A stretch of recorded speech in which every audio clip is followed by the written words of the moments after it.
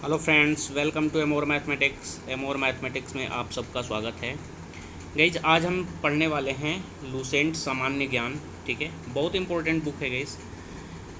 कहाँ कहाँ पे ये बुक इंपॉर्टेंट है एक बार देख लेते हैं गाइज। इसमें 6 से लेके 12 तक की एनसीईआरटी दी गई है। हर किसी स्टूडेंट के टेबल पे ये बुक आपको अवेलेबल मिलेगी। लेकिन समस्या ये है कि ये बुक मैक्सिमम लोग ख़त्म नहीं कर पाते हैं। उसका रीज़न ये है कि इसमें बहुत सारा फैक्ट दिया हुआ है।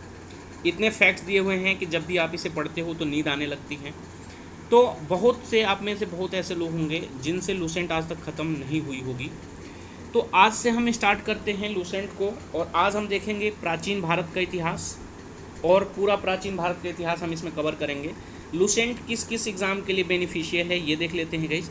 अगर आप सिविल जज का एग्ज़ाम देते हैं, लोअर जुडिशरी का, तो उसके लिए इम्पोर्टेंट है, क्योंकि जज एक ऐसा एग्ज़ाम है उसमें लॉ की नॉलेज आपसे ली जाती है। जीके, यूपी, बिहार और भी कुछ स्टेट्स हैं जहाँ पे पूछा जाता है। तो जहाँ पे भी लॉ में जीके आता है वहाँ के लिए ये वाली बुक बहुत ही बेनिफिशियल है। साथ साथ अगर हम यूपी पीसीएस और बीपीएससी की बात करें, उसके लिए बेनिफिशियल है, खासकर बीपीएससी के लिए।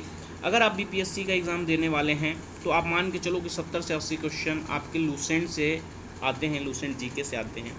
इसके साथ साथ वनडे एग्ज़ाम जितने भी होते हैं, ऑल इंडिया के जितने भी वनडे एग्ज़ाम होते हैं, उनके लिए ये बुक बहुत ही ज़्यादा बेनिफिशियल है। ये इंग्लिश और हिंदी दोनों में आती है, हम हिंदी वर्जन आपको करा रहे हैं।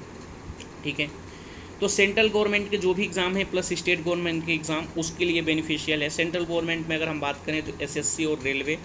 स्टेट गवर्नमेंट में बात करें, अगर हम यूपी की बात करें तो जैसे यूपी ट्रिपल एससी है। अगर हम बिहार की बात करें तो बिहार एसएससी है, झारखंड एसएससी है। एमपी की बात करें तो एमपी के कुछ पुलिस विभाग के इन सब में एग्ज़ाम होते रहते हैं। तो जहाँ पे भी वनडे एग्ज़ाम है उसमें ये क्वेश्चन पूछे जाते हैं स्टैटिक जीके के। तो देख लेते हैं कि जिसमें कौन कौन से पार्ट हैं। सबसे पहले इसमें लगभग 10 भागों में ये बुक बटी हुई है। पहला है इतिहास।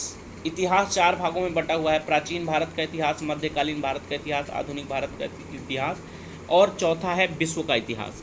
तो आपको पूरा इतिहास पढ़ना है। विश्व का इतिहास में आपको पूरा नहीं पढ़ना है। विश्व का इतिहास आपके एग्ज़ाम में पूछा नहीं जाता है। विश्व के इतिहास से सिर्फ आपको ये पता कर लेना है कि कौन सी क्रांति कब हुई, जैसे चीनी क्रांति कब हुई, क्योंकि ये क्वेश्चन कभी कभी एसएससी में भी पूछा गया है और साथ साथ ये अदर एग्ज़ाम में भी पूछ लिया जाता है। ठीक है, तो इस तरीके से पढ़ेंगे। इस बुक में जितने भी इम्पोर्टेंट फैक्ट हैं, वैसे तो इस बुक में हर एक चीज़ इम्पोर्टेंट है, लेकिन उसमें से भी जो मोस्ट इम्पोर्टेंट चीज़ें हैं वो हम आपके लिए लेके आए हैं। तो इस बुक को हम बहुत ही जल्द ख़त्म करेंगे। आज हमारा टॉपिक है प्राचीन भारत का इतिहास। चलते हैं, हम स्टार्ट करते हैं प्राचीन भारत के इतिहास से। एक चीज़ और भी बता देगा, अगर आपके पास ये बुक नहीं है तो ये बुक आप ख़रीद लेना। और करना क्या है, आपको एक बार इस वीडियो को देखना, फिर जो जो चीज़ें हमने हाईलाइट किया है वो अपने बुक में हाईलाइट कर लेना। उसके बाद से इस वीडियो को 2 बार और देखना, ताकि जब आप इस बुक को 2 से 3 बार इस वीडियो को देखोगे, अपने हाथ से उसको करोगे, तो आपका 70 से 80% फैक्ट तब जाके याद होंगे। ठीक है, तो ये बहुत ज़रूरी है कि इस वीडियो को एक बार अगर आप देखोगे तो आपको समझ में बिल्कुल भी नहीं आएगा, क्योंकि केवल फैक्ट्स हैं इसमें। तो आपको करना क्या है कि इस बुक को या इस वीडियो को और इस बुक को आपको 2 से 3 बार करना ही करना है। अगर आप वीडियो नहीं भी देखते हो, अगर आपके पास बुक्स है तो बुक्स को ही जो जो मैं बता रहा हूँ उसको एक बार हाईलाइट कर लेना और बुक को ही आप रिवाइज करते रहना। ठीक है, तो चलिए स्टार्ट करते हैं गाइस आज के टॉपिक से। आज का टॉपिक है प्राचीन भारत का इतिहास। भारत का इतिहास। महाकाव्य तथा पुराणों में भारतवर्ष को भारत का देश तथा यहाँ के निवासियों को भारतीय अर्थात भारत की संतान कहा गया है। अब 2 क्वेश्चन इससे बनते हैं कि भारत को इंडिया नाम किसने दिया था। तो आप याद रखना कि यूनानियों ने भारत को इंडिया नाम दिया था। यूनान कहाँ पे पड़ता है गाइस? ये मिस्र का जो क्षेत्र है वो पड़ता है। भारत को हिंदू या हिंदुस्तान नाम किसने दिया था? तो मध्यकालीन मुस्लिम इतिहासकारों ने भारत को हिंदू या हिंदुस्तान नाम दिया था। तो यहाँ से 3 क्वेश्चन बनते हैं कि पुराणों में भारत का नाम भारतवर्ष कैसे पड़ा, भारत के देश के नाम से। इंडिया नाम किसने दिया था? यूनानियों ने। और तीसरा है हिंदू या हिंदुस्तान नाम किसने दिया था? मध्यकालीन मुस्लिम इतिहासकारों ने। आगे बढ़ते हैं। प्राचीन भारत। अब देखते हैं प्राचीन भारत का इतिहास आपका यहाँ से शुरू होता है। प्राचीन भारत के स्रोत कौन कौन से हैं? तो पहला है आपका प्राचीन भारत के इतिहास की जानकारी आपको कहाँ कहाँ से मिलती है, तो वो है पहला धर्म ग्रंथ, दूसरा है ऐतिहासिक ग्रंथ, तीसरा है विदेशियों का विवरण, चौथा है पुरातत्व संबंधी साक्ष्य। तो धर्म ग्रंथ एवं ऐतिहासिक ग्रंथ से मिलने वाली महत्वपूर्ण जानकारी हम देख लेते हैं गाइस। तो सबसे पहले आपको पता होना चाहिए कि भारत का सर्व प्राचीन धर्म ग्रंथ क्या है, वो वेद है। और क्वेश्चन पूछता है कि वेदों के रचयिता कौन हैं? तो देखो, इसके संकलनकर्ता जो हैं महर्षि कृष्णद्वैपायन वेद व्यास को माना जाता है। ठीक है, वेद कितने प्रकार के होते हैं गाइस? वेद 4 प्रकार के होते हैं, ऋग्वेद, यजुर्वेद, सामवेद, अथर्ववेद। ठीक है, और इन चारों वेदों को हम क्या कहते हैं? संहिता कहते हैं। एक चीज़ और भी बता दी गई, ये संकलन करता है, महर्षि वेद व्यास इसके संकलन करता है, यानी कि वेद इनके रचने के बहुत पहले से लोगों को ज्ञात थे। पहले के मानव जो होते थे उनके पास दिमाग बहुत होता था, तो वो वेदों को याद कर लेते थे। लेकिन जब वेद व्यास जी को ये ज्ञात हुआ कि आगे जो मानव आने वाले हैं वो वेदों को याद नहीं कर पाएंगे, तो उन्होंने इन वेदों को 4 भागों में संकलित कर दिया। आगे बढ़ते हैं। ऋग्वेद के बारे में आपको बस ये जानना है कि इसमें कितने मंडल हैं, तो 10 मंडल हैं। कितनी सूक्तियाँ हैं, तो 1028 सूक्तियाँ हैं। और ऋग्वेद में कितनी ऋचाएँ हैं, तो 10,462 ऋचाएँ हैं। फिर उसके बाद से दूसरा इंपॉर्टेंट क्वेश्चन बनता है कि विश्वामित्र द्वारा रचित ऋग्वेद के तीसरे मंडल में सूर्य देवता सावित्री को समर्पित प्रसिद्ध गायत्री मंत्र दिया गया है। तो यहाँ से क्वेश्चन ये बनेगा, गायत्री मंत्र कहाँ दिया गया है? तो ऋग्वेद के तीसरे मंडल में दिया गया था। और गायत्री मंत्र के रचयिता कौन है? तो विश्वामित्र जी हैं। और गायत्री मंत्र किसको समर्पित है? वो सूर्य देवता को समर्पित है, जिनका नाम सावित्री है। ठीक है, और एक चीज़ और है अगला इसमें इम्पोर्टेंट फैक्टर ये है कि ऋग्वेद के 9वें मंडल में किसके बारे में बताया गया है? देवता सोम के बारे में उल्लेख मिलता है। अब अगला क्वेश्चन बनता है ऋग्वेद से ही कि चातुर्वर्ण समाज, जो आपका जो वर्ण व्यवस्था है वो कहाँ पे आपको देखने को मिलती है? तो ऋग्वेद के 10वें मंडल में आपको वर्णित पुरुष सूक्त में आपको वर्ण व्यवस्था देखने को मिलती है। यानी कि वर्ण को कितने भागों में बटाया? 4 वर्ण में। कौन कौन से? ब्राह्मण, क्षत्रिय, वैश्य और शूद्र। ठीक है, आगे बढ़ते हैं। ऋग्वेद में किस देवता के लिए सबसे ज़्यादा मंत्र बोले गए हैं? तो गाइस देखो, ऋग्वेद में इंद्र के लिए 250 और अग्नि के लिए 200 ऋचाओं की रचना की गई है। तो सबसे ज़्यादा इंद्र के लिए, उसके बाद से अग्नि के लिए। अगला जो हमारा वेद है गाइस, यजुर्वेद। यजुर्वेद में आपको सिर्फ ये जानना है कि ये बलि के ऊपर था। यजुर्वेद में बलि के बारे में बताया गया है। दूसरा आपको याद रखना है, यजुर्वेद में यज्ञों के नियम एवं विधि विधानों का संकलन मिलता है। यह एक ऐसा वेद है जो गद्य और पद्य दोनों में है। ठीक है, तो केवल मोस्ट इम्पोर्टेंट हाईलाइटेड चीज़ें हमने आपको इसमें मार्क कराया है। यजुर्वेद में आपको बस ये जानना है कि बलि के बारे में और यज्ञ के बारे में, विधि विधान के बारे में जानकारी मिलती है। और यह जो वेद है ये गद्य और पद्य दोनों में विद्यमान है। सामवेद गई, सामवेद के बारे में देख लेना। साम का शाब्दिक अर्थ होता है गान, यानी कि जो भारतीय संगीत है उसका जनक कौन सा वेद है? वो है सामवेद। आगे बढ़ते हैं। अथर्ववेद। अथर्ववेद को जानने से पहले ये मोस्ट इम्पोर्टेंट फैक्ट याद कर लेना कि विष्णु पुराण किससे संबंधित है? मौर्य वंश से। मत्स्य पुराण किससे संबंधित है? आंध्र सातवाहन वंश से। और वायु पुराण किससे संबंधित है? वो है गुप्त वंश से। ठीक है, अब देखो अथर्ववेद है, ये सबसे आखिरी का वेद है। और इसमें क्या मिलता है? सामान्य मनुष्यों के विचारों तथा अंधविश्वासों का वर्णन मिलता है। ठीक है, अथर्ववेद में अंधविश्वासों का वर्णन मिलता है। और देखो अथर्ववेद में क्या क्या चीज़ें बात की गई हैं, बहुत सारी बातें हैं, लेकिन आपको भी ध्यान रखना है कि गृह का निर्माण, विवाह, साप वशीकरण, कुछ मंत्रों में जादू टोने का भी वर्णन मिलता है। तो आपको ये देखना है गाइस कि अथर्व का मतलब भी ये होता है कि पवित्र, जादू टोना इस टाइप से होता है। तो आपको बस ये ध्यान रखना है कि अथर्ववेद में आपको जीवन के बारे में, विवाह के बारे में, साप के बारे में, साप मतलब जो श्राप दिया जाता है। ठीक है, वशीकरण, किसी को अपने तरफ आकर्षित कर लेना, और कुछ मंत्रों में जादू टोने के बारे में भी वर्णन मिलता है। आगे बढ़ते हैं। देखो इसी में ही जो लास्ट वाला जो हमारा है अथर्ववेद, इसमें सभा और समिति को प्रजापति की 2 पुत्रियां कहा गया है। अगला है वेद से हम आगे निकलते हैं गाइस, तो पुराण के बारे में बात करते हैं। तो जो भारतीय ऐतिहासिक कथाएं हैं, कथाओं का वर्णन कहाँ मिलता है, वो पुराणों में मिलता है। और पुराणों के रचयिता कौन है गाइस, वो लोमहर्ष हैं और उनके पुत्र उग्रसर्वा को माना जाता है पुराणों के रचयिता। एक और इम्पोर्टेंट क्वेश्चन बनता है कि पुराणों की संख्या कितनी होती है, तो पुराणों की 18 संख्याएँ होती हैं। एक और क्वेश्चन बनता है कि पुराणों में कौन सा पुराण सबसे प्राचीन है, तो मत्स्य पुराण सबसे प्राचीन पुराण है। आगे बढ़ते हैं। देखो अर्धांगिनी, स्त्री और पुरुष को अर्धांगिनी कहाँ पे कहा गया है, तो वो कहा गया है शतपथ ब्राह्मण में। ठीक है। अब बुद्ध के पूर्व जन्म की कहानी कहाँ वर्णित है, तो जातक की कथा में, जातक में बुद्ध के पूर्व जन्म की कहानी वर्णित है। अगला है जैन साहित्य को क्या कहा जाता है, जैन साहित्य को हम आगम कहते हैं। और जैन साहित्य का प्रारंभिक इतिहास कहाँ से प्राप्त होता है, तो वो कल्पसूत्र से प्राप्त होता है। ठीक है। 2 चीज़ें इंपॉर्टेंट हैं कि जैन धर्म का प्रारंभिक इतिहास किससे प्राप्त होता है, कल्पसूत्र से। ठीक है। और जैन साहित्य को क्या कहा जाता है, आगम। आगे बढ़ते हैं। ये क्वेश्चन पूछा जाता है, इसमें 3-4 क्वेश्चन पूछे जाते हैं कि अर्थशास्त्र के लेखक कौन हैं। ठीक है। तो अर्थशास्त्र के लेखक चाणक्य हैं। दूसरा क्वेश्चन इसमें बनता है कि चाणक्य के और क्या नाम है, तो चाणक्य को हम कौटिल्य या विष्णुगुप्त कहते हैं।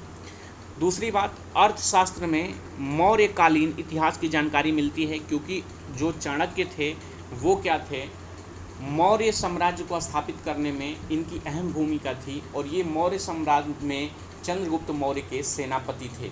ठीक है, नहीं प्रधानमंत्री थे, चंद्रगुप्त मौर्य के प्रधानमंत्री थे।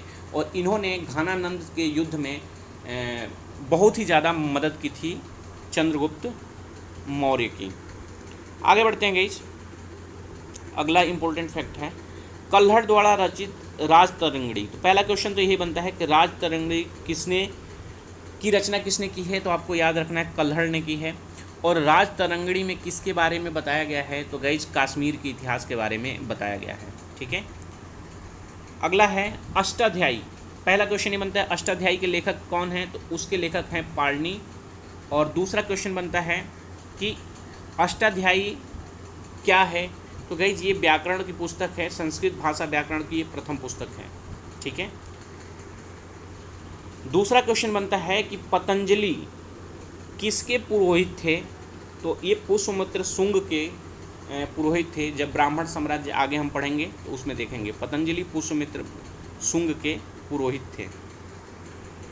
देखो दूसरा हमने इसमें जो बताया था इतिहास हम कहाँ से मिलता है, विदेशी यात्री जो हमारे यहाँ आए तो मोस्ट इम्पोर्टेंट हमको पढ़ना है। सबसे पहले हेरोडोटस के बारे में पढ़ना है। तो गाइस हेरोडोटस को हम इतिहास का पिता कहते हैं। ठीक है। और इसकी पुस्तक का नाम आपको याद होना चाहिए, इसकी पुस्तक का नाम है हिस्टोरिका। बाकी कुछ नहीं पढ़ना है। आगे बढ़ते हैं। मेगास्थनीज के बारे में आपको पढ़ना है कि मेगास्थनीज एक्चुअल में क्या था। ये सेलुकस निकेटर का राजदूत था, जो किसके दरबार में आया था, चंद्रगुप्त मौर्य के दरबार में आया था। इसकी पुस्तक थी इंडिका। तो इससे एक चीज़ और भी पता चल गया कि मेगास्थनीज ने अपनी इंडिका पुस्तक में किसके बारे में वर्णन किया होगा, चंद्रगुप्त मौर्य के बारे में या मौर्य साम्राज्य के बारे में, या मौर्य साम्राज्य के समकालीन जितने भी भारत में जो भी चीज़ें देखा होगा उसको इसने वर्णन किया होगा। दूसरा क्वेश्चन ये बनता है डाइमेकस से। ठीक है, डाइमेकस। तो गाइस इसका सबसे इम्पोर्टेंट क्वेश्चन बनता है कि डाइमेकस भारत में किसके दरबार में आया है। तो आपको याद रखना चाहिए कि डाइमेकस बिंदुसार के दरबार में आया था। और ये कौन था, तो ये सीरियन नरेश अंतियोकस का राजदूत था। ठीक है। अगला क्वेश्चन है टालमी। देखो टालमी ने की एक पुस्तक है, वो याद रखना गाइस, भारत का भूगोल नामक इसने पुस्तक लिखी थी, जिससे हमें इतिहास के बहुत सारे साक्ष्य प्राप्त हुए हैं। आगे बढ़ते हैं। चीनी लेखक। चीनी में गाइस जो इम्पोर्टेंट है वो है फाहियान। तो सबसे पहले क्वेश्चन पूछता है कि फाहियान किसके समय में भारत आया था, तो वो है चंद्रगुप्त द्वितीय के दरबार में फाहियान आया था। हेनसांग के बारे में आपको पता होना चाहिए कि हेनसांग किसके शासनकाल में भारत आया था, तो हर्षवर्धन के शासनकाल में ये भारत आया था। और हेनसांग क्या कहा था वह बिहार में नालंदा जिला स्थित नालंदा विश्वविद्यालय में अध्ययन करने तथा भारत से बौद्ध ग्रंथों को एकत्र करने के ले जाने के लिए आया था। एक क्वेश्चन आपको बहुत इंपॉर्टेंट बनता है कि हेनसांग की पुस्तक का क्या नाम है, तो उसका पुस्तक नाम है सीयूकी, ठीक है, भ्रमर वृत्तांत, या उसने एक वो लिखा था पुस्तक, उसका नाम था सीयूकी। आगे बढ़ते हैं। अरबी लेखक गाइस किसके साथ आए थे, तो पहला लेखक था अलबरूनी किसके साथ आया था गाइस, महमूद गजनवी के साथ भारत आया था। और इसकी जो बुक है किताब उल हिंद या तहकीके हिंद भारत की खोज, मोस्ट इम्पोर्टेंट बुक है, इसलिए इसका नाम आप याद रखना, दोनों चीज़ आप याद रखना कि किसके साथ भारत आया था और इसकी बुक का नाम, ठीक है। आगे बढ़ते हैं गाइस। अगला है इब्न बतूता के बारे में सबसे पहला क्वेश्चन ये बनता है कि ये किसके दरबार में आया था, तो इसका नाम रखना गाइस, मोहम्मद बिन तुगलक के शासनकाल में आया था और इसकी पुस्तक का नाम है रिहाला, ठीक है। दो चीज़ें याद रखना, मोहम्मद बिन तुगलक और इसकी पुस्तक का नाम क्या है, रिहाला। दूसरी बात इम्पोर्टेंट है, सर्वप्रथम भारतवर्ष का जिक्र आपको कहाँ मिलता है, तो हाथी गुफा अभिलेख में आपको मिलता है। हाथी गुफा अभिलेख से भारतवर्ष का सर्वप्रथम जिक्र मिलता है।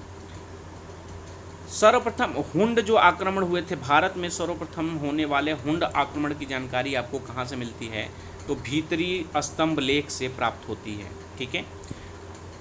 ये मोस्ट इम्पोर्टेंट फैक्ट हैं कि सती प्रथा का पहला लिखित साक्ष्य कहाँ मिलता है गाइस, तो ये गुप्त काल में गाइस एरण अभिलेख है, उस समय शासक थे भानुगुप्त, वहाँ से प्राप्त होता है, ठीक है।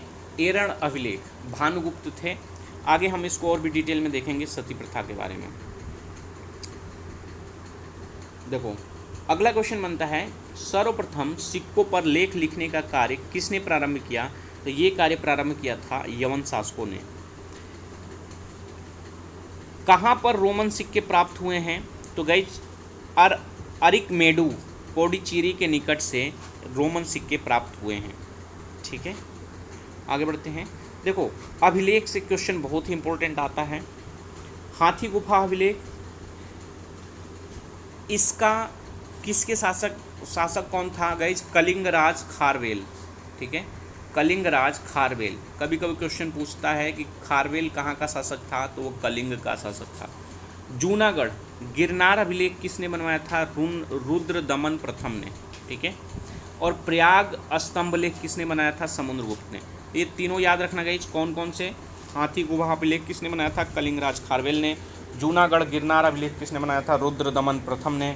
और प्रयागराज स्तंभ लेख किसने बनाया था, समुद्रगुप्त ने। आगे बढ़ते हैं। भीतरी एवं जूनागढ़ अभिलेख किसने बनाया था, स्कंदगुप्त ने, ठीक है, स्कंदगुप्त ने भीतरी एवं जूनागढ़ अभिलेख बनवाया था। अब देखो जो आपके मंदिर बनते हैं उनकी कुछ शैलियाँ होती हैं, तो सबसे पहले आप देख लो कि नागर शैली जो होती है, नागर शैली के मंदिर आपको कहाँ देखने को मिलते हैं, उत्तर भारत के मंदिर किस शैली में बने होते हैं, नागर शैली में। द्रविड़ शैली आपको कहाँ देखने को मिलती है गाइस, दक्षिण भारत के जितने भी मंदिर होते हैं वो द्रविड़ शैली में बनते हैं। और तीसरा होता है गाइस बेसर शैली। बेसर शैली क्या होता है, ऐसी नक्काशी या ऐसे मंदिरों का निर्माण जिसमें इन दोनों शैलियों का वो हो, नागर और द्रविड़ दोनों शैलियों का प्रभाव पड़ा हो, उसे हम बोलते हैं बेसर शैली। तो ये आप याद रखना गाइस कि नागर शैली के मंदिर हमें उत्तर भारत में देखने होते हैं। देखो उत्तर भारत के मंदिर और दक्षिण भारत के मंदिरों में इसी वजह से बहुत सारा अंतर आपको देखने को मिलता है। अब देखते हैं गाइस, आपका स्टार्ट होता है पाषाण युग, ठीक है। तो गाइस पूर्व पाषाण काल या पूरा पाषाण काल के मानव की जीविका का मुख्य आधार शिकार था। जो हमारे पूर्वज थे, उनका जो पूर्व पाषाण काल में थे या पूरा पाषाण काल में थे, वो केवल शिकार के आधार पर जीवित रहते थे। अब इम्पोर्टेंट फैक्ट आपको देखने को मिलता है, आग का आविष्कार कब हुआ था गाइस, पूरा पाषाण काल में, ठीक है। पहिए का आविष्कार कब हुआ था, नव पाषाण काल में, ठीक है। मनुष्य में अस्थायी निवास की प्रवृत्ति कब आई थी, नव पाषाण काल में। उसने सबसे पहले किस जानवर को अपना पालतू जानवर बनाया, तो वो कुत्ते को उसने पालतू जानवर बनाया। फिर क्वेश्चन पूछता है कि सर्वप्रथम धातु जो मानव ने खोजी थी वो कौन सी थी, तांबा थी। और पहला औजार जो मानव ने बनाया था वो था कुल्हाड़ी, ठीक है। और पहली कुल्हाड़ी जो बनाई थी उन्होंने स्पेशली बनाई थी पत्थरों की, ठीक है। और बाद में उन्होंने बाकी इन सब चीज़ों से बनाई। कृषि का आविष्कार कब हुआ था, नवपाषाण काल में। देखो एक चीज़ बता दें, नवपाषाण काल और पूरा पाषाण काल में आपको ये चीज़ देखना है, आग तो उन्होंने पहले ही खोज लिया था, बाकी जो पहिया हो गया, कृषि हो गया, अस्थाई निवास हो गया, ये सारा कब हुआ था, नवपाषाण काल में। आगे बढ़ते हैं। देखो कृषि का आविष्कार नवपाषाण काल में हुआ था। सबसे प्राचीन फसल कौन सी है, वो है गेहूं, पहली फसल है। और दूसरी फसल कौन सी है, जौ। कौन सा सर्वप्रथम अनाज मानव ने प्रयुक्त किया था, सर्वप्रथम प्रयुक्त अनाज कौन सा है, वो है चावल। आगे बढ़ते हैं गाइस। कृषि का प्रथम उदाहरण आपको कहाँ से मिलता है, तो वो प्राप्त होता है आपको मेहरगढ़ से, ठीक है। अब एक क्वेश्चन और भी बनता है कि चावल के प्राचीनतम साक्ष्य, यानी कि सबसे पहले चावल कहाँ से प्राप्त हुए थे, तो वो है कोलडिहवा, ठीक है। कोलडिहवा से चावल के प्राचीनतम साक्ष्य मिलने के संबंध प्राप्त हुए हैं, ठीक है। कोलडिहवा का संबंध चावल के प्राचीनतम साक्ष्य से है। आगे बढ़ते हैं। अब भारत का सबसे प्राचीन नगर कौन सा है गाइस, वो है मोहनजोदड़ो। और मोहनजोदड़ो का अर्थ होता है मृतकों का टीला। मोहनजोदड़ो कहाँ पड़ता है, ये पड़ता है पाकिस्तान में। सिंधु सभ्यता के बारे में देख लेते हैं गाइस। सबसे पहले तिथि से क्वेश्चन बनता है गाइस कि सर्वमान्य तिथि कितनी है सिंधु सभ्यता की, वो 2400 ईसा पूर्व से लेके 1700 ईसा पूर्व तक, ठीक है। 2400 ईसा पूर्व से लेके 1700 ईसा पूर्व तक। अब क्वेश्चन और भी देख लेते हैं। सिंधु सभ्यता की खोज किसने की थी, तो इसकी खोज की थी दयाराम साहनी ने। सिंधु सभ्यता को किस युग की सभ्यता बोले जाते हैं, तो ये इंपॉर्टेंट क्वेश्चन है। कांस्य युगीन सभ्यता हम इसे बोलते हैं, ठीक है। अब एक चीज़ और भी बता दें, ठीक है। अब ऐसे एक बना लेना, जैसे सिंधु सभ्यता जो है ये है ईस्ट, ये है वेस्ट, ये है नॉर्थ और ये है साउथ। तो गाइस जो सबसे पश्चिमी क्षेत्र था सिंधु सभ्यता का, सबसे पश्चिमी क्षेत्र था वो था सूत का गेंडर, यानी कि ये वाला क्षेत्र। ये कहाँ पे था, बलूचिस्तान में था। पूर्वी क्षेत्र कौन सा था, वो था आलमगीरपुर, ठीक है। जो ईस्ट वेस्ट नॉर्थ साउथ हमने बनाया ना, ईस्ट वेस्ट नॉर्थ साउथ, तो पश्चिमी क्षेत्र क्या है, सूत का गेंडर, ये वाला। पूर्वी क्षेत्र क्या है, आलमगीरपुर, ये है जिला मेरठ उत्तर प्रदेश, ये इधर वाला है। उत्तरी क्षेत्र आपका क्या है, मांदा, मांदा यानी कि जम्मू कश्मीर है यहाँ पे। और जो दक्षिणी क्षेत्र है वो है दाइमाबाद, और ये कहाँ पे है, अहमदनगर या महाराष्ट्र में। जो आपके पास बुक होगी या नोट्स, आप अगर इस बुक का अगर आप जो हम पढ़ा रहे हैं नोट्स बना लें तो मच बेटर है। आप उसमें ऐसे कर लेना ईस्ट वेस्ट नॉर्थ साउथ, और आप जो भी आपका नोट्स है उसमें इसको लिख लेना, ठीक है। आगे बढ़ते हैं। सिंधु सभ्यता या सिंधु सभ्यता कैसी सभ्यता थी, तो सिंधु सभ्यता गाइस आपकी नगरीय सभ्यता थी, ठीक है। और इसके जो 6 बड़े महानगर हैं उस समय के, वो कौन कौन से थे, मोहनजोदड़ो, हड़प्पा, गढ़वारीवाला, धौलावीरा, राखीगढ़ी और कालीबंगम। वैसे 4 आपको ज़्यादा याद करना है, मोहनजोदड़ो, हड़प्पा, कालीबंगम और धौलावीरा, जिसमें मोहनजोदड़ो हड़प्पा पाकिस्तान में है, कालीबंगम और धौलावीरा कहाँ पे हैं, इंडिया में हैं। आगे देख लेते हैं। बंदरगाह से क्वेश्चन पूछा जाता है, सिंधु सभ्यता का बंदरगाह कौन कौन से थे, तो 2 बंदरगाह थे, एक था लोथल और दूसरा था सुतकोतदा, ठीक है। अब एक क्वेश्चन आपसे पूछा जाता है गाइज कि जूते हुए खेत और नक्काशीदार ईंटों का प्रयोग के साक्ष्य कहाँ से मिलते हैं, तो आपको याद रखना है कालीबंगम से, ठीक है। सिंधु सभ्यता की सबसे बड़ी इमारत कौन सी थी गाइज, तो वो थी मोहनजोदड़ो से प्राप्त स्नानागार। मोहनजोदड़ो से प्राप्त स्नानागार सिंधु सभ्यता की सबसे बड़ी इमारत थी। आगे बढ़ते हैं। अब आपसे पूछा जाता है कि अग्निकुंड आपको कहाँ से मिले थे, अग्निकुंड आपको लोथल और कालीबंगम से प्राप्त हुए थे, ठीक है। दूसरा, जो सील था, एक सील था जिसमें 3 मुख वाले देवता यानी कि पशुपतिनाथ की मूर्ति थी, एक सील मिला था सिंधु सभ्यता में, और एक चीज़ और भी है, इसमें दो टाइप के क्वेश्चन बनते हैं। पहला क्वेश्चन ये बनता है कि ये सिल कहाँ से प्राप्त हुआ था, तो उसका आंसर हो जाएगा मोहनजोदड़ो। दूसरा क्वेश्चन ये बनता है कि उस सिल पर किन किन जानवरों के चिन्ह थे या कौन कौन से जानवर अंकित थे। तो आपको याद रखना है कि हाथी, गेंडा, चीता और भैंसा विराजमान थे। उस सिल पर ये 4 जानवर विराजमान थे। मोहनजोदड़ो से नर्तकी की एक कांस्य मूर्ति मिली थी, या आप ऐसे देख सकते हैं नर्तकी की कांस्य मूर्ति कहाँ से प्राप्त हुई थी, तो वो थी मोहनजोदड़ो। अब एक चीज़ है कि सिंधु सभ्यता की लिपि कैसी थी, तो वो थी भावचित्रात्मक। ठीक है, अब देखो भावचित्रात्मक का मतलब है कि यह लिपि दाएं से बाईं ओर लिखी जाती थी। जब अभिलेख एक से अधिक पंक्तियों का होता था तो पहले ये दाएं से बाएं, ठीक है, दाएं से बाएं चलती थी और फिर बाएं से दाएं चलती थी, ऐसे ऐसे ऐसे ऐसे, इस तरीके से ये चलती थी। आगे बढ़ते हैं। सिंधु सभ्यता की मुख्य फसल थी, तो गाइस आपको याद रखना गाइस, गेहूं और जौ मुख्य फसल भी थी। और स्टार्टिंग में सबसे पहले फसल कौन सी थी, वो थी गेहूं। देखो चावल के दाने कहाँ मिले हैं, तो आपको याद रखना है वो हैं रंगपुर और लोथल से चावल के दाने मिले हैं। और एक चीज़ और भी बताएं, चावल के प्रथम साक्ष्य आपको कहाँ से मिले हैं। इन दोनों से चावल के साक्ष्य मिले हैं, लेकिन प्रथम साक्ष्य आपको मिले थे लोथल से।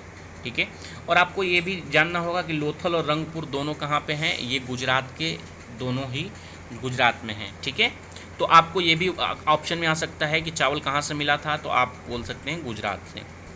देखो घोड़े के अस्थिपंजर कहाँ कहाँ से मिले थे, तो ये याद रखना गाइस, लोथल, कालीबंगन और सुरकोतदा, 3 जगह से आपको घोड़े के अस्थिपंजर मिले थे।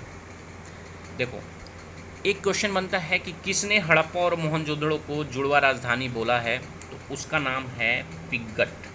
पिग्गट ने हड़प्पा और मोहनजोदड़ो दोनों को जुड़वा राजधानी बोला है। आगे बढ़ते हैं। सिंधु सभ्यता से क्या क्या साक्ष्य मिले हैं, तो सिंधु सभ्यता के लोग शिव की पूजा करते थे, वृक्ष की पूजा करते थे। ठीक है, शिव की पूजा करते थे, लेकिन शिव की मूर्ति की पूजा नहीं करते थे। ठीक है, स्वास्थ्य चिन्ह जो है वो संभवतः किसकी देन है, हड़प्पा सभ्यता की देन है। सिंधु घाटी के नगरों में किसी भी मंदिर के अवशेष नहीं मिले हैं। हाँ, मैं यही बोल रहा था कि वहाँ पे कोई भी मंदिर नहीं मिले हैं, वहाँ पे मूर्ति भी नहीं मिली है। हाँ, ये शिवलिंग की पूजा करते थे। ठीक है, आगे बढ़ते हैं। पशुओं में जो कुबड़ वाला सांड है, ये इनका सबसे ज़्यादा पूजनीय है और ये शिव भगवान का द्योतक भी है। सिंधु सभ्यता में पर्दा प्रथा और वेश्यावृत्ति क्या थी, प्रचलित थी। ठीक है, और हड़प्पा में शव को दफनाया जाता था और मोहनजोदड़ो में शव को जलाने की प्रथा विद्यमान थी। ठीक है, तो हड़प्पा में तो इस तरीके से आप कह सकते हैं कि सिंधु सभ्यता में शव को दफनाने और जलाने दोनों की व्यवस्था थी। एक क्वेश्चन पूछा जाता है कि आग में पकी हुई मिट्टी को कहाँ से प्राप्त किया गया था, या उसको क्या कहते हैं, प्राप्त नहीं किया गया था। आग में पकी हुई मिट्टी को क्या कहते हैं, तो उसको बोलते हैं टेराकोटा। आग में पकी हुई मिट्टी को क्या बोलते हैं, टेराकोटा। आगे बढ़ते हैं। गाइस ये क्वेश्चन आपका बहुत इंपॉर्टेंट है, थोड़ा सा हम इसको बड़ा कर लेते हैं और देखते हैं। हड़प्पा सॉरी एक सेकेंड। देखो हड़प्पा की खोज किसने की थी, दयाराम साहनी ने की थी। कब की थी, 1921 ईस्वी में। और हड़प्पा कहाँ पे है, पाकिस्तान के मोंटगोमरी ज़िला में है। और ये किस नदी के किनारे स्थित है, तो वो है रावी नदी। दूसरा है मोहनजोदड़ो। मोहनजोदड़ो की खोज किसने की थी, रखालदास बनर्जी ने। कब की थी, 1922 ईस्वी में। और ये कहाँ पे है, पाकिस्तान के सिंध प्रांत का लरकाना ज़िला में है। और ये किस नदी के किनारे है, सिंधु नदी के किनारे। कालीबंगम, सबसे पहले क्वेश्चन इसमें बनता है कि कालीबंगम कहाँ पर स्थित है, तो आपको याद रखना है केवल राजस्थान में, राजस्थान में स्थित है। एक इसमें ईयर कम पूछता है गाइस, ये तीनों कम पूछता है। कालीबंगम से सिर्फ ये पूछता है कालीबंगम कहाँ से स्थित है, लेकिन ये याद रखना कि 1953 में किसने खोज की थी इसकी, BK थापर और BB लाल ने। और किस नदी के किनारे ये स्थित है, घग्गर नदी के किनारे। आगे बढ़ते हैं। देखो रोपड़, रोपड़ का क्वेश्चन पूछता है कि रोपड़ किस ज़िला में है गाइस, तो आपको ये पता करना चाहिए कि पंजाब में है। इसका भी 1953-1956 में किया गया था। किस नदी के किनारे है, सतलज, यज्ञदत्त शर्मा ने किया था। लोथल, लोथल से आपसे क्वेश्चन पूछा जा सकता है कि लोथल कहाँ पे है, पहला क्वेश्चन वो है गुजरात, कब इसकी स्थापना की गई थी या कब खोजी गई थी? 1955 से 1962 ईस्वी में। किसने की थी? रंगनाथ राव ने। और किस नदी पर है? भोगवा नदी पर। बनमाली, बनमाली से क्वेश्चन ये पूछता है कि कहाँ पे स्थित है, तो ये हरियाणा है, हरियाणा का एक हिसार जिला है, वहाँ पे 1974 में इसकी खोज हुई थी। रविंद्र सिंह बिष्ट ने किया था। नदी आपसे पूछता नहीं है, रंगोई नदी पर। धौलावीरा, इससे क्वेश्चन आपसे पूछता है कहाँ पे स्थित है, तो वो है गुजरात। 1990-91 में इसकी खोज हुई थी और रविंद्र सिंह बिष्ट ने इसकी खोज की थी। तो इसका आप स्क्रीनशॉट ले लेना और एक बार देख लेना तो आपको पता चल जाएगा। मोहनजोदड़ो और हड़प्पा के बारे में सभी चीज़ आपको याद होनी चाहिए। नदी किसने खोजी थी, कब खोजी थी, कहाँ पे स्थित है। बाकी लोगों का जो इंडिया में है उनका आपको बस ये पता होना चाहिए कि ये कहाँ पे, वो ज़्यादा इम्पोर्टेंट है। आगे बढ़ते हैं। देखो अब आ गया वैदिक सभ्यता। वैदिक सभ्यता के बारे में देख लेते हैं गाइस कि वैदिक सभ्यता का विभाजन दो भागों में किया गया है, ऋग्वैदिक काल, उत्तर वैदिक काल। ऋग्वैदिक काल 1500 से 1000, उत्तर वैदिक काल 1000 से 600 ईसा पूर्व किया गया है। मैक्स मूलर ने आर्यों का मूल स्थान कहाँ पे बताया है, वो बताया है मध्य एशिया। और आर्यों द्वारा निर्मित सभ्यता कौन सी है, वो है वैदिक सभ्यता। पहली बात क्वेश्चन ये बनता है कि वैदिक सभ्यता शहरी थी कि ग्रामीण थी, तो ये ग्रामीण सभ्यता थी। दूसरी बात ये बनती है कि आर्यों की भाषा कौन सी थी, तो वो थी संस्कृत। ठीक है, आगे बढ़ते हैं। सभा और समिति राजा को सलाह देने वाली संस्था थी। सभा श्रेष्ठ एवं संभ्रांत लोगों की संस्था थी, जबकि समिति सामान्य जनता के प्रतिनिधित्व करती थी। स्त्रियां सभा एवं समितियों में भाग ले सकती थीं। आगे बढ़ते हैं। दशराज का युद्ध गाइस काफ़ी इंपॉर्टेंट है। ऋग्वेद के किस मंडल में इसका उल्लेख किया गया है, तो ऋग्वेद के 7वें मंडल में इसका उल्लेख किया गया है। और यह युद्ध किसके किसके बीच में लड़ा गया था, तो ये परुष्णी रावी नदी के तट पर किसके किसके बीच में लड़ा गया था गाइस, तो याद रखना सुदास एवं 10 जनों के बीच लड़ा गया था, जिसमें सुदास विजयी हुआ। अब ये मोस्ट इंपॉर्टेंट क्वेश्चन बनता है गाइस कि उपनिषदों की कुल संख्या कितनी है, तो वो है 108। महापुराणों की कुल संख्या कितनी है, तो वो है 18। वेदांगों की कुल संख्या कितनी है, तो वो है 6। ठीक है, तो आगे बढ़ते हैं। देखो वर्ण व्यवस्था हम पहले भी बता चुके हैं कि ऋग्वेद के 10वें मंडल में पुरुष सूक्त में चतुर्वर्णों का उल्लेख किया गया है, यानी कि वर्ण व्यवस्था ब्राह्मण, क्षत्रिय, वैश्य और शूद्र। आर्यों का समाज कैसा था गाइस? आर्य कौन से थे? पितृ धनात्मक प्रधान थे, यानी कि पितृ सत्तात्मक, यानी कि पिता से इनके वो चलता था। बाल विवाह, और देखो जो आर्य समाज था उसमें बाल विवाह और पर्दा प्रथा का प्रचलन नहीं था। स्त्रियां शिक्षा ग्रहण करती थीं। देखो कुछ स्त्रियों के नाम आपको ऋग्वेद में देखने को मिलेंगे, जैसे कि लोपामुद्रा, गार्गी। देखो बहुत सारे नाम हैं, लेकिन लोपामुद्रा आप याद रखना क्योंकि लोपामुद्रा कभी कभी एग्जाम में पूछा गया है। तो लोपामुद्रा, और देखो गार्गी ने याज्ञवल्क्य को वाद विवाद की चुनौती दी थी। आगे बढ़ते हैं। ये मोस्ट इंपॉर्टेंट क्वेश्चन है कि कौन से दर्शन के प्रवर्तक कौन है? योग के प्रवर्तक कौन है? पतंजलि। सांख्य के कौन से? कपिल। न्याय के कौन है? गौतम। पूर्व मीमांसा के कौन है? जैमिनी। आगे बढ़ते हैं। आर्यों का मूल व्यवसाय क्या था? पशुपालन एवं कृषि। ठीक है, और आर्य जो समाज था या वैदिक काल था उसमें गाय को अघन्या बोला गया है, न मारे जाने योग्य पशु की श्रेणी में रखा गया है।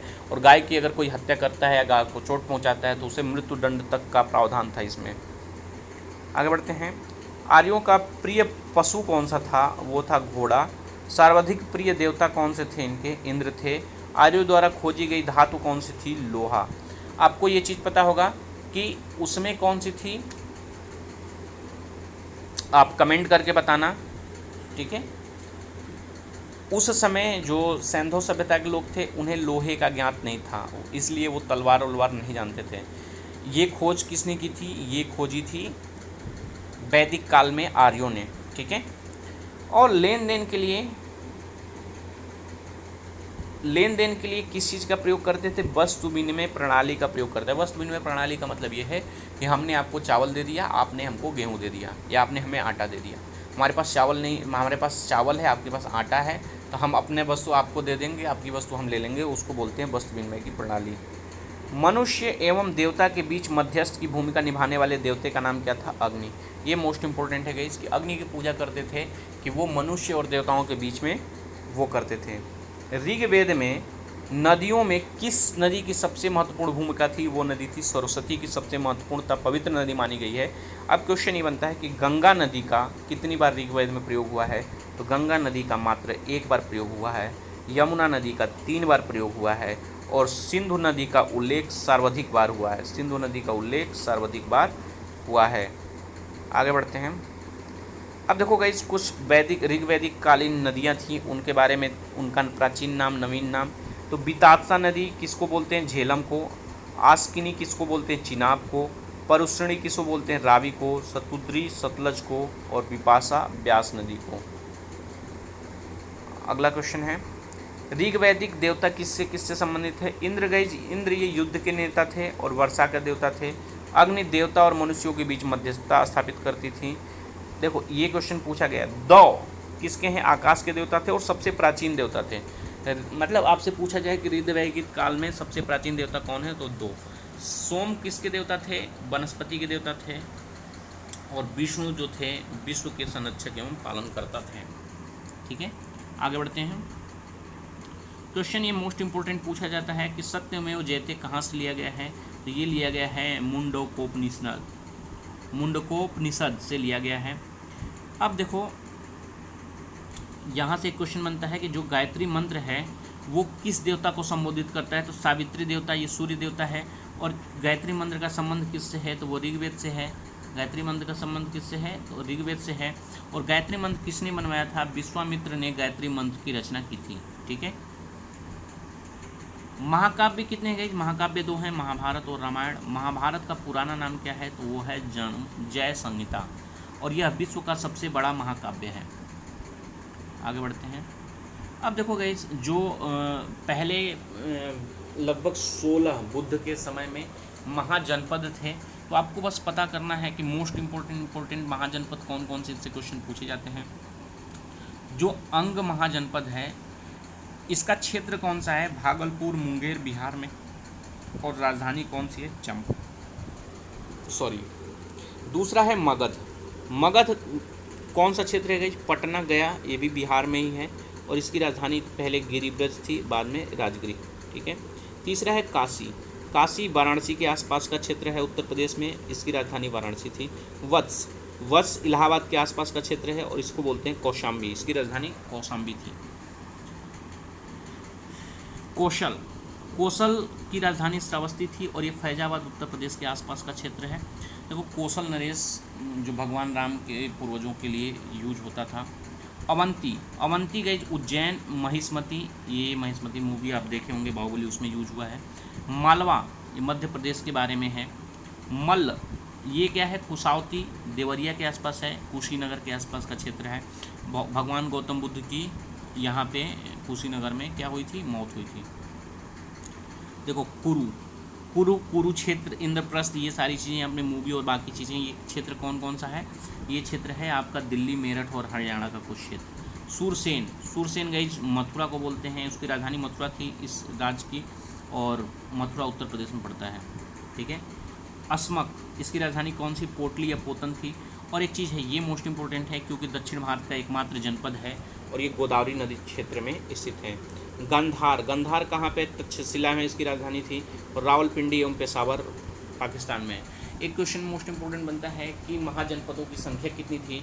तो महाजनपदों की संख्या जो थी गई वो लास्ट में देखो गंधार 16 थी। ठीक है। अगला जो आपका टॉपिक आता है वो आता है जैन धर्म। ठीक है, जैन धर्म। तो इससे पहला क्वेश्चन यही बनता है कि जैन धर्म के संस्थापक कौन थे? तो गई जैन धर्म के संस्थापक या प्रथम तीर्थकर कौन थे? गई वो थे ऋषभदेव। और जैन धर्म के 23वें तीर्थकर कौन थे? तो वो थे पार्श्वनाथ। ठीक है। और महावीर स्वामी जैन धर्म के कौन से तीर्थकर थे? 24वें और अंतिम तीर्थकर थे, क्योंकि इसके बाद से जो जैन धर्म के तीर्थकर थे वो पद ही खत्म कर दिया गया। फिर इनकी शिक्षाओं को आगे जैन धर्म के लोग मानने लगे। आगे बढ़ते हैं। महावीर स्वामी के बारे में देख लेते हैं कि महावीर स्वामी का जन्म कब हुआ था? तो 540 ईसा पूर्व में। कहाँ पे हुआ था? कुंडग्राम या वैशाली में हुआ था। इनके पिता का नाम क्या था? सिद्धार्थ। इनके माता का नाम क्या था? त्रिशला। इनकी पत्नी का नाम क्या था? यशोदा। इनकी पुत्री का नाम क्या था? प्रियदर्शनी से नाम बहुत ज़्यादा ये फेमस है, अनोजा प्रियदर्शनी नाम था, लेकिन इनकी पुत्री का नाम प्रियदर्शनी, आप याद रखना। महावीर के बचपन का नाम क्या था guys? Vardhaman. Most important point आपको हमने केवल इसमें रखे हैं, ठीक है। तो आपको बस एक बार और देख लेना। जन्म इनका 540 ईसा पूर्व, कुंडल ग्रम, पिता सिद्धार्थ, माता त्रिशला, पत्नी यशोदा, पुत्री प्रियदर्शी और बचपन का नाम वर्धमान। आगे बढ़ते हैं। एक क्वेश्चन बनता है कि ज्ञान की प्राप्ति महावीर स्वामी को कहाँ पे हुई थी, किस वृक्ष के नीचे? तो आपको याद रखना है साल वृक्ष के नीचे। साल का पेड़ इनके लिए जैन धर्मों में काफ़ी पवित्र माना जाता है।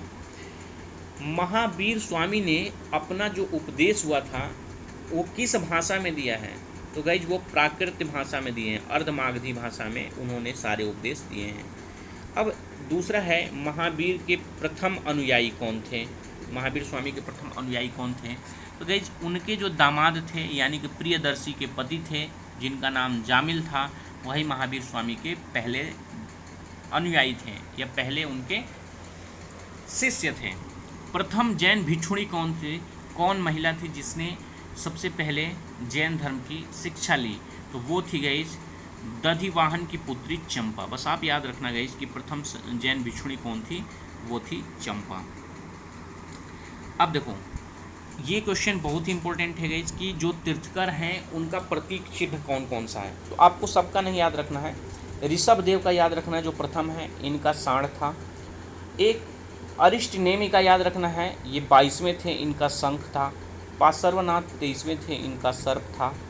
और महावीर स्वामी 24वें थे, इनका सिंह या शेर था।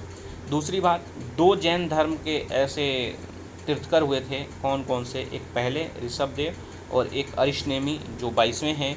इनका नामों का उल्लेख कहाँ मिलता है? आपका ऋग्वेद में मिलता है, ठीक है। अब देखो गाइज जो जैन धर्म है, यहाँ पे एक कहानी है, उतना ज़्यादा हम नहीं पढ़ेंगे, इसको आप लोग पॉज करके एक बार पढ़ लेना यहाँ पे, ठीक है। हुआ यह था कि 300 ईसा पूर्व में 12 वर्षों का भीषण अकाल पड़ा, तो जो भद्रबाहु थे वो अपने शिष्यों के साथ कहाँ चले गए? कर्नाटक चले गए। तो ये कहानी थी। और जैन धर्म जो है वो दो संप्रदाय में टूट गया, दो संप्रदायों में बट गया। एक संप्रदाय किसके साथ गया? स्थूलभद्र के साथ। तो स्थूलभद्र के शिष्य कौन से कहलाए? श्वेतांबर, श्वेत वस्त्र धारण करने वाले। और भद्रबाहु के शिष्य कौन से कहलाए? दिगंबर, नग्न रहने वाले, ठीक है। तो गाइस देखे होंगे जैन मुनि बहुत सारे जो होते हैं वो कपड़े नहीं पहनते हैं। तो भद्रबाहु जो थे उनके शिष्य कौन से कहलाए? जो नग्न रहते हैं या दिगंबर रहते हैं, ठीक है। आगे बढ़ते हैं। जैन की संगतियाँ उतनी इम्पोर्टेंट नहीं है, लेकिन एक संगति आप याद रखना जो स्थूलभद्र ने करवाई थी। कहाँ पे करवाई थी? पाटलिपुत्र में। कब करवाई थी? 300 ईसा पूर्व। और ये प्रथम संगति हुई थी। अब गाइस जैन धर्म के त्रिरत्न कौन कौन से हैं? 3 रत्न कौन कौन से हैं? सम्यक दर्शन, सम्यक ज्ञान और सम्यक आचरण। त्रिरत्न के अनुशीलन में 5 महाव्रतों का पालन करना पड़ता है। वो कौन कौन से हैं? आपको अहिंसा नहीं करनी है, किसी पे हिंसा नहीं करनी है। अहिंसा का सत्य वचन, सत्य बोलो, अस्तेय, अपरिग्रह और ब्रह्मचर्य, ये 5 जो हैं महाव्रत हैं जिसका पालन करना है। जैन धर्म में ईश्वर की मान्यता नहीं है, वो ईश्वर को नहीं मानते हैं, लेकिन जो महावीर पुनर्जन्म एवं कर्मवाद में विश्वास करते हैं। दोनों जो हैं जैन और बौद्ध, ये दोनों किसमें? पुनर्जन्म में विश्वास करते हैं, ठीक है। आगे बढ़ते हैं। जैन धर्म ने अपने आध्यात्मिक विचारों को कहाँ से ग्रहण किया है? तो गाइज आपको पता होना चाहिए कि सांख्य दर्शन से जैन धर्म ने अपने आध्यात्मिक विचारों को ग्रहण किया है। आगे बढ़ते हैं, ठीक है। जैन धर्म मानने वाले कुछ राजा थे। गाइज ये इंपॉर्टेंट है गाइज कि जैन धर्म कौन कौन से राजा मानने वाले थे। तो गाइज उसमें पहला नाम आता है उद्दीन का, और दूसरा है चंद्रगुप्त मौर्य, और तीसरा है कलिंग नरेश खारवेल। ये 3 मोस्ट इम्पोर्टेंट नाम हैं। बाकी और भी राजा थे, लेकिन ये 3 नाम आपको याद रखना है। एक चीज़ और भी, चंदेल शासक भी डाल लेना, क्योंकि चंदेल शासकों ने बहुत सारे जैन धर्म के वो मारे थे। तो उदीन, चंद्रगुप्त मौर्य, कलिंग नरेश खारवेल और चंदेल शासक, ये 4 आप लोग याद कर लेना, ठीक है। खजुराहो में जैन मंदिरों का निर्माण किसने करवाया था? जैन शासकों ने, चंदेल शासकों ने करवाया था, इसलिए बोले चंदेल शासक भी आप कर लेना। खजुराहो में जैन मंदिरों का निर्माण किसने करवाया था? अब एक चीज़ और भी है गाइस, ये जो प्रमुख राजा थे जो मानते हैं, इससे क्या होगा?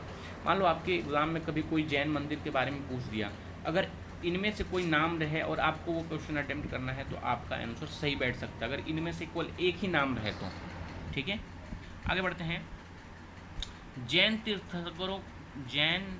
तीर्थकरों की जीवनी भद्रबाहु द्वारा रचित कहाँ पे है? कल्पसूत्र में। देखिए यहाँ से एक मोस्ट इंपॉर्टेंट क्वेश्चन बनता है कि कल्पसूत्र की रचना किसने की थी? तो उसकी रचना की थी भद्रबाहु ने।